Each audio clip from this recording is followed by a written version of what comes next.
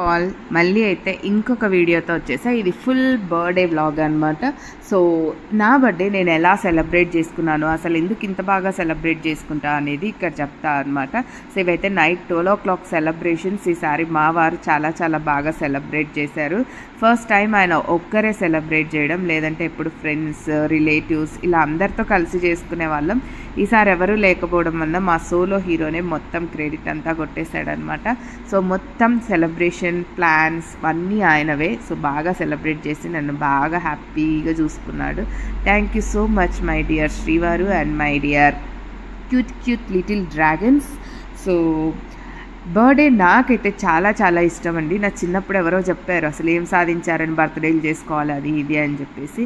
ఏదో సాధిస్తేనే బర్త్డే చేసుకోవాలా? అసలు నేను పుట్టడమే ఒక పెద్ద గుర్తింపు కదా. అండ్ నా తల్లిదండ్రులకు ఇష్టం, అలాగా నా వాళ్ళకందరికీ నేను ఇష్టం, అండ్ నాకు నేను ఇష్టం ఫస్ట్.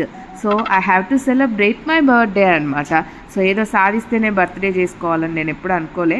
నేను మనిషిగా పుట్టిన ఏ కుక్కగానో పందిగానో ఇంకోలాగో పుట్టకుండా దేవుడు నన్ను ఒక మంచి మానవ జన్మ ఇచ్చి పుట్టించాడంటే ఏదో ఒక అర్థం ఉండే పుట్టించాడనమాట.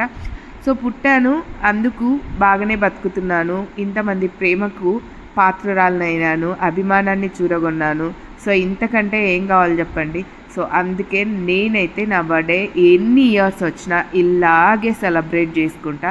హ్యాపీగా మీరు కూడా సెలబ్రేట్ చేసుకోండి. ఎప్పుడైతే ఫస్ట్ మనల్ని మనం గొప్పగా చూసుకుంటామో అప్పుడే అవతల వాళ్ళు మనల్ని గొప్పగా చూస్తారనమాట.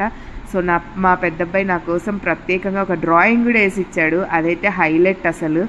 అందరూ చిన్న చిన్న గిఫ్ట్స్ తీసుకొని వచ్చి ఉన్న దాంట్లో అదే హ్యాపీనెస్ అనమాట.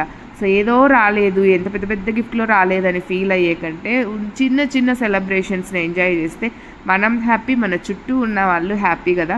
సో నేను అదే రూల్ ఫాలో అవుతాను. సో అందుకే ఈ బర్త్డే కూడా చాలా హ్యాపీగా సెలబ్రేట్ చేసుకున్నాను.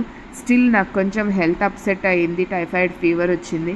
సో అయినా కూడా సరే మొత్తానికైతే ఇరగదీసాను అనమాట. అండ్ అలాగే ఇది నా బర్త్డే అవుట్ఫిట్ వ్లాగ్. దీని గురించి సపరేట్గా ఒక పోస్ట్ కూడా పెట్టా. సో ఎవరికైనా చూడాలనిపిస్తే ఆ పోస్ట్ కూడా చూసేయచ్చు. మొత్తానికైతే నా అవుట్ఫిట్ కూడా ఈసారి నేనే డిజైన్ చేసుకొని ఇంకొంచెం హైలైట్ చేసుకున్నా అనమాట.